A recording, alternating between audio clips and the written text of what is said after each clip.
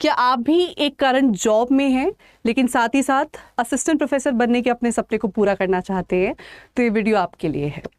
अगर आप भी दिसंबर अटेम्प्ट की तैयारी कर रहे हैं और आज से शुरू कर रहे हैं, देन आपको 1 सितंबर से ही तैयारी शुरू कर देनी चाहिए ताकि अगले 3 से 4 महीनों में आप अपने आप को नेट और जेआरएफ के लिए कंप्लीटली प्रिपेयर कर लें।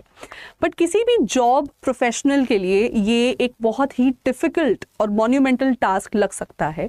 रीज़न बीइंग, आप अपनी अपॉर्चुनिटीज़ को मिस भी नहीं करना चाहते, साथ ही साथ आप एक बेटर फ्यूचर भी क्रिएट करना चाह रहे हैं, जिसके लिए आपको डेली बेसिस पर पढ़ाई करनी है, मेहनत करनी है, एक्स्ट्रा आवर्स पुट इन करने हैं, और एक जॉब स्केड्यूल के साथ ये सब कुछ काफ़ी डिफिकल्ट और ओवरवेलमिंग लग सकता है।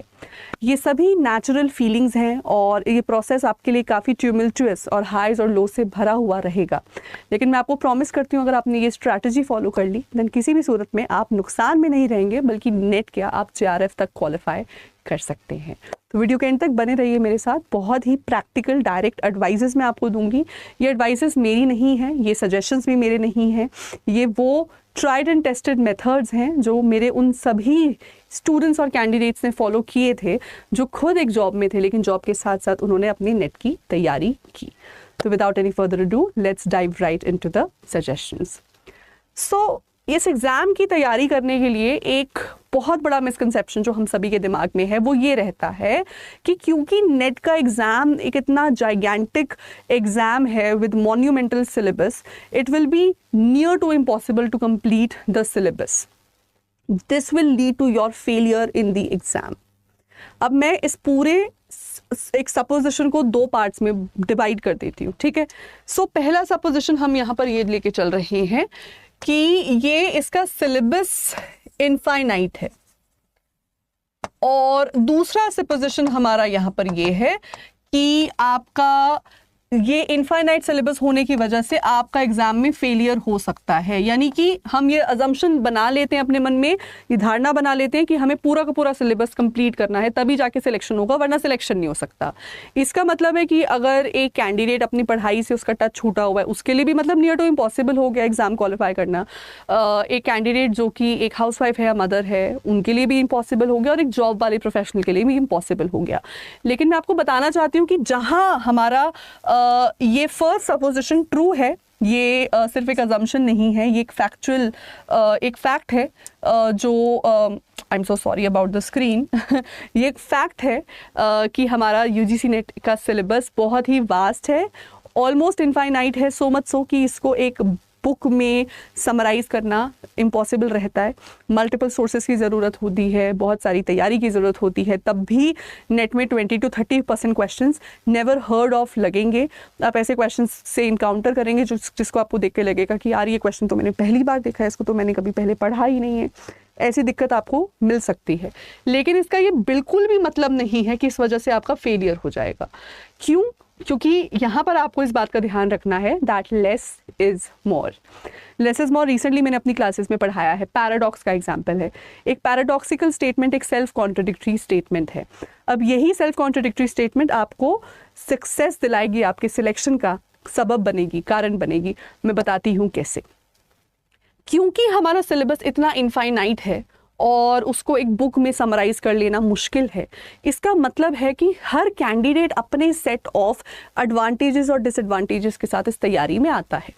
किसी भी जॉब प्रोफेशनल के मन में पहले से अजम्पशन बन जाती है कि कोई ऐसा कैंडिडेट जो दिन में 5, 7, 10 घंटे पढ़ रहा है वो मुझसे बेहतर पढ़ रहा होगा, मुझसे ज़्यादा पढ़ रहा होगा। क्यों? क्योंकि वो मुझसे नंबर ऑफ आवर्स ज़्यादा दे रहा है। लेकिन मेरे एक्सपीरियंस में ऐसा बिल्कुल भी नहीं रहा है।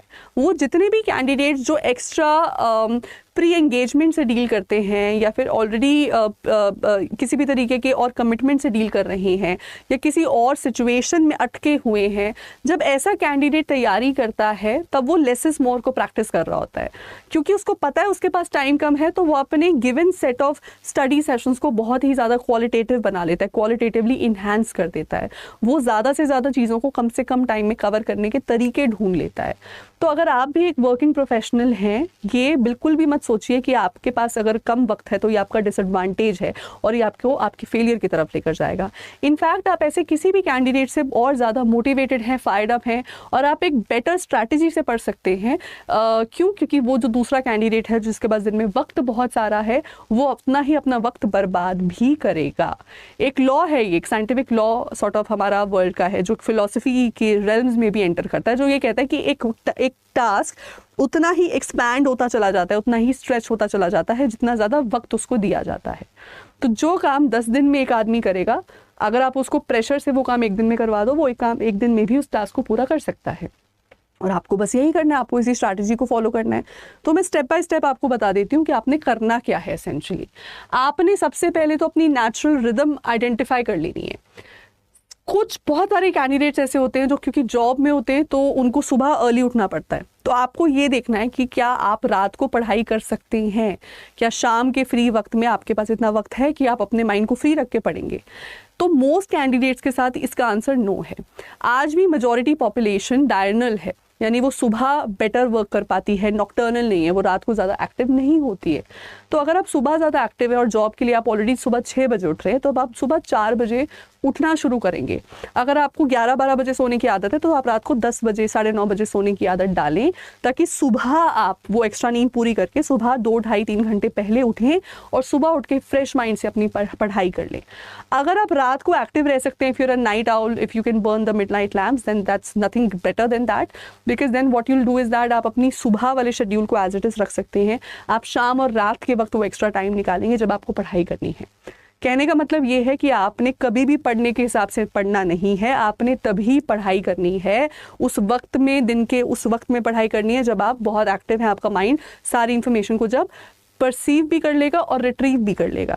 अब ये एक्सेसिव सुबह का वक्त भी हो सकता है, ये एक्सेसिव नाइट का वक्त भी हो सकता है, लेकिन वो आप अपनी नेचुरल रिदम से आइडेंटिफाई करेंगे। वो हर इंसान के लिए वेरी करेगा। That you have to figure out for yourself. Once you have figured out that, now you will follow the supremacy of the previous year question papers. जहाँ कोई भी और कैंडिडेट थियोरेटिकल स्टडी ज़्यादा कर रहा है, क्योंकि एक ऐसा कैंडिडेट जो कॉलेज में पढ़ रहा है, मास्टर्स कर रहा है, PhD कर रहा है, या हो सकता है अभी स्टडीज़ के साथ टच में है, वो थियोरी ज़्यादा पढ़ने की कोशिश करेगा। थियोरी पढ़ के वो MCQ पे आता है। आपने अपनी पढ़ाई के ऑर्डर को रिवर्स कर देना है। तो स्टेप नंबर 1 पे आप अपने प्रीवियस ईयर क्वेश्चन पेपर्स का एनालिसिस करेंगे। इसका एनालिसिस करके आप उन टॉपिक्स को फिल्टर आउट करेंगे जो आपके लिए ऑफ अटमोस्ट इंपॉर्टेंस हैं, एंड फाइनली आप उनको थियोराइज करेंगे, आप उनकी थियोरी को स्टडी करेंगे। तो ऑर्डर हमने यहाँ रिवर्स कर दिया, थियोरी पहले नहीं पढ़ रहे हैं, पहले हम उन टॉपिक्स को फिगर आउट कर रहे हैं। प्रीवियस ईयर क्वेश्चन पेपर्स है, प्रीवियस ईयर क्वेश्चन पेपर्स आप पिछले 3 इयर्स के लिए, पिछले 3 सालों में इतने साइकिल्स हो गए हैं नेट के कि आपके पास बहुत सारे PYQs आ जाएंगे। अब आप इन सब PYQs को असिमुलेट करके यूनिट वाइज डिवाइड कर सकते हैं कि किस यूनिट से कितने क्वेश्चन बन रहे हैं, किस यूनिट को कम टाइम देना है, किसको ज़्यादा टाइम देना है। देन आप देख सकते हैं कि जैसे फॉर एग्जाम्पल अगर मैं इंग्लिश लिटरेचर की बात करूँ तो इंग्लिश में आपको ब्रिटिश पे ज़्यादा फोकस करना है या इंडियन पे करना है। अब जैसे इंडियन के क्वेश्चंस राइजिंग ट्रेंड पे हैं तो इंडियन को थोड़ा सा ज़्यादा टाइम देना है। अमेरिकन के भी हैं पर अमेरिकन के इंडियन जितने नहीं बन रहे, तो अमेरिकन को थोड़ा कम टाइम देना है, इंडियन को उससे ज़्यादा टाइम देना है। तो जब आप इस तरीके से अप्रोच से तैयारी करेंगे ना, देन आप अपना टाइम वेस्ट नहीं कर रहे हैं। क्योंकि जब आप थ्योरी को पढ़ने बैठेंगे, थ्योरी बढ़ती चली जाती है, वो रुकती नहीं है, वो एक रबर बैंड की तरह स्ट्रेच होती चली जाती है। ऑन दी अदर हैंड अगर आपके पास कुछ नंबर्ड टॉपिक्स हैं जिनको आपको in a certain given set of time पूरा करना है, आप अपने आप को डेडलाइन से अगर उस वक्त बांध लेंगे तो आप किसी भी हालत में बाय हुक और बाय क्रुक उस डेडलाइन में उन टॉपिक्स को पूरा करके ही उठेंगे। ये आपको करना है। मैं आइडियल केस लेकर चल रही हूँ कि आप इतने मोटिवेटेड और इतने पम्प्ड अप हैं कि कम से कम टाइम में बेहतर प्रिपरेशन कर लेंगे। तो ये तरीका अगर आप फॉलो करेंगे फॉर श्योर आपको बेनिफिट मिलेगा। नेक्स्ट स्टेप है 25+5 मिनट्स का फॉर्मूला यूज़ करना। So this method has been scientifically proven. एक जापानीज साइंटिस्ट ने इस पर रिसर्च किया और उन्होंने पाया कि कंटिन्यूस 2 to 3 आवर्स के सिटिंग देने की बजाय अगर एक स्टूडेंट अपनी 25+5 के फॉर्मूला को फॉलो करता है तो वो उस इंफॉर्मेशन को बेटर स्टोर कर पाता है और एग्जामिनेशन में बेटर रिट्रीव भी कर पाता है। मतलब आपने 1 घंटा कंटिन्यूस पढ़ने की कोशिश नहीं करनी है, बिकॉज उसमें आपकी एफिशिएंसी रिड्यूस हो जाएगी। अपनी एफिशिएंसी आप मैक्स आउट कर जाते हैं अराउंड 25 to 30 मिनट्स। तो आप 30 मिनट्स का एक शॉर्टर स्टडी सेशन बनाएंगे जिसमें आप 25 मिनट पढ़ाई कर रहे हैं और 5 मिनट का ब्रेक ले रहे हैं, फिर 25 मिनट पढ़ाई और 5 मिनट का ब्रेक। ये मेथड एनीवे जॉब गोअर्स के लिए या जॉब प्रोफेशनल्स के लिए बहुत बेनिफिशियल है, बिकॉज आपके पास टाइम नहीं है। हो सकता है आप सुबह 1 घंटा कम्यूट करके जा रहे हैं पब्लिक ट्रांसपोर्ट से, तो उस 1 घंटे में से आप एक आधे घंटे का स्लॉट निकाल सकते हैं जहां पर आप तैयारी करेंगे। सिमिलर एक आधे घंटे का स्लॉट आप वापस घर आते हुए निकाल सकते हैं। सुबह उठते ही आपके पास 1 से 2 घंटा है, तो आप 2-2, 3-3 ऐसे स्लॉट्स सुबह बना सकते हैं। शाम को पढ़ना है तो शाम को चाय और डिनर के बीच में आपने आधे घंटे का एक स्लॉट निकाल लिया। अब ये आपका आधे घंटे का स्लॉट ऐसे किसी भी कैंडिडेट्स के स्लॉट 2-3 घंटे के स्लॉट से ज़्यादा एफिशिएंट है जो घर बैठ के सिर्फ पढ़ाई ही कर रहा है। क्योंकि जब आप पढ़ेंगे आपका ब्रेन एक कॉन्स्टेंट अवेक मोड में रहेगा, उसको कॉन्स्टेंटली वो कॉन्शियस है इस बात को लेकर कि मेरे लिए ये आधा घंटा मेक या ब्रेक द डील है, तो मैं जितना इफेक्टिवली इस इंफॉर्मेशन को परसीव कर लूँ उतना मेरे लिए बेहतर रहेगा। तो जॉब वालों के लिए ये मॉडल एनीवे टाइम भी कम कंज्यूम कर रहा है, ये लर्निंग में आपकी एफिशिएंसी भी बना रहा है। फाइनली जब आप एग्जाम में बैठेंगे तो आपको इन्फॉर्मेशन बेटर रिट्रीव करने में भी मदद करेगा। Next suggestion is of daily revisions. तो मैंने पहले ही आपको बता दिया था कि लेस इज मोर, हमने सब कुछ करने की कोशिश नहीं करनी है। वो थियरी है जो खिंचती चली जाती है, लेकिन अगर आप इंडिविजुअल टॉपिक्स पे रिलाई करेंगे जो कि आप PYQ से बनाओगे, तो आप उन टॉपिक्स को बार बार रिवाइज भी करें। ये करना आपके लिए ज़रूरी है, बिकॉज आप चीज़ें भूलते चले जा सकते हैं। कोई भी एक एवरेज कैंडिडेट 100% सिलेबस में से 90% को अचीव करने की कोशिश कर रहा है, लेकिन क्योंकि वो रिवीजन अच्छे से नहीं कर रहा तो उसका वो फाइनली एग्जाम में कितने % एफिशिएंसी से जाएगा, 30 to 40% एफिशिएंसी से। आप ऑलरेडी 70% सिलेबस को पूरा करने के हिसाब से तैयारी कर रहे हो। आप उस 70% को इतने अच्छे से रिवाइज कर लो कि आप पूरा का पूरा 70% कवर कर रहे हो। तो on the day of exam आपके दिमाग में आउट ऑफ 100% 70% सिलेबस बहुत ही ब्रिलियंटली फिक्स्ड है, बहुत ही एक्यूरेसी से इसको सॉल्व कर पाओगे, ठीक है ना। तो डेली रिविजन्स का अपना प्लान बना लो। दिन में आप 3-4 घंटे जितने भी स्टडी कर रहे हो उसमें से 1:4 या 1:3 का रेशो बनाओ। जैसे कि अगर आप दिन में 4 घंटे स्टडी कर रहे हो तो उसमें से 1 घंटा रिविजन को दिया, 3 घंटा स्टडी कर रहे हो तो 30 to 45 मिनट्स डेली रिविजन को दिया। तो आप कम टाइम में एटलीस्ट जो टॉपिक कर रहे हो उसको बहुत ही अच्छे से लर्न भी करोगे, उसको रिवाइज भी करोगे। एग्जाम में यही क्वालिटी आपको मदद देने वाली है और कोई क्वालिटी मदद नहीं देगी। And last but not the least, ये एक प्रैक्टिकल टिप नहीं है, ये एक साइकोलॉजिकल टिप है, and that is to let go.